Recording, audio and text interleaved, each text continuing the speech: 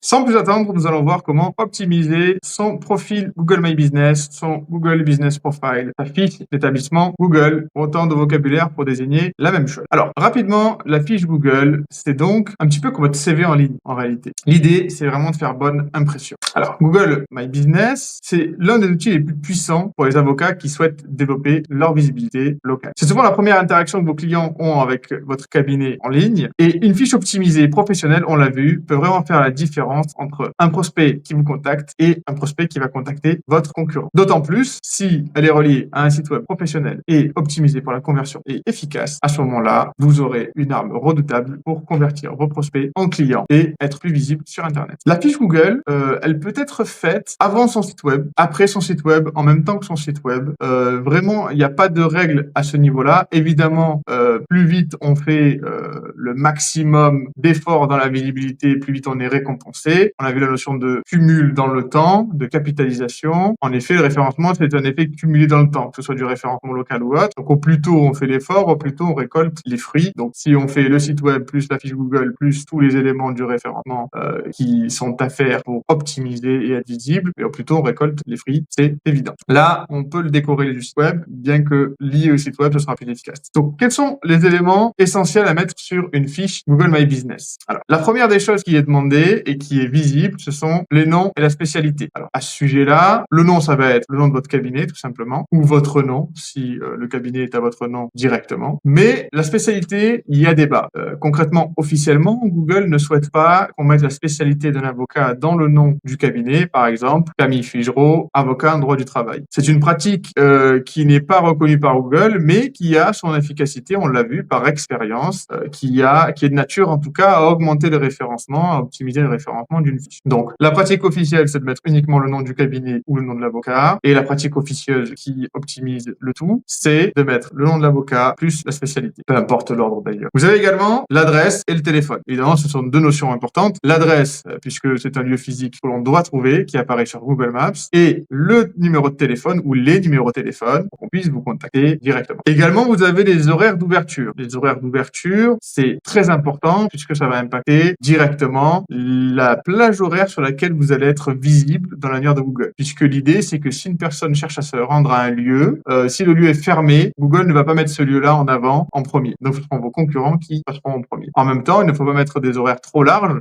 et qui ne correspondent pas à vos heures d'ouverture. Parce que si on essaie de vous joindre sur des heures sur lesquelles vous êtes fermé et que vous êtes marqué ouvert, ça va générer un sentiment de frustration de la part de la personne qui appelle, qui se sentira un petit peu lésée et blessée, un petit peu échaudée d'avoir perdu son temps à appeler une entreprise qui est fermée alors qu'elle était ouverte. C'est encore pire si en plus elle décide de s'y rendre directement et qu'elle tombe sur une porte fermée avec des horaires qui sont différents de ceux qui sont en ligne. Donc vraiment, ça doit relater, ça doit transcrire la réalité et il faut pas suroptimiser les fiches pour le référencement. Évidemment, ce qui est essentiel également, c'est la description. Mettre une description qui soit courte, qui soit concise, mais pas trop.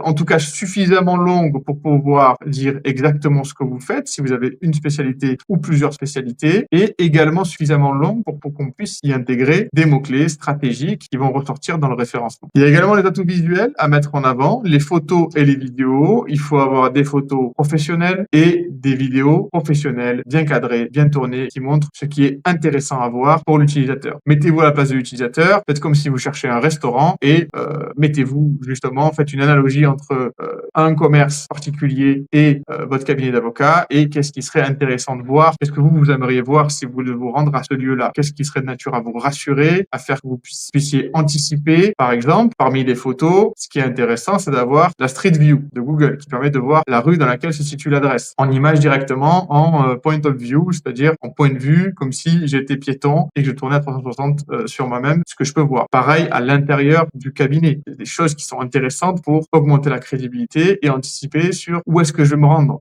Quand vous faites, vous allez voir un restaurant, vous regardez une fiche Google et vous allez regarder les éléments qui vous intéressent, les horaires, le menu, comment c'est à l'intérieur, etc., etc. Pour un cabinet d'avocat, ça sera pareil, sauf que vous n'avez pas de menu, bien entendu, mais vous avez des éléments qui sont intéressants à montrer et qui sont de nature à rassurer l'utilisateur. Et en même temps, ce sera bien pour l'algorithme de Google. Ce qu'on va voir juste après, c'est comment optimiser ces informations de la fiche Google. Pas seulement la créer, c'est une chose, mettre des informations de base, mais comment optimiser pour convaincre le visiteur que c'est vous qui doit aller voir et convaincre l'algorithme que c'est vous qui devez être mis en avant en premier pour ce type d'utilisateur-là quand ils font des recherches. Donc, photo professionnelle, photo corporate, en portrait de vous, des équipes, photo 360 à l'intérieur et à l'extérieur et vidéo professionnelle. On va revenir également en détail tout à l'heure sur une checklist des éléments qu'il faut absolument faire sur une fiche Google My Business pour optimiser avec sa notion d'importance. Évidemment, qu'il faut bien faire attention d'optimiser, ce sont la gestion des avis clients. On va revenir sur cette notion en détail tout à l'heure. Je vais maintenant partager mon écran et on va voir ensemble la checklist des éléments qu'il faut absolument renseigner dans les fiches Google My Business et de leur priorité, par quoi je commence et comment. Merci d'avoir regardé cette vidéo et merci de suivre cette formation. Sachez que si vous voulez aller plus loin ou si vous avez des questions, vous pouvez contacter un expert de chez Digital Power directement en cliquant sur le lien en dessous de cette vidéo.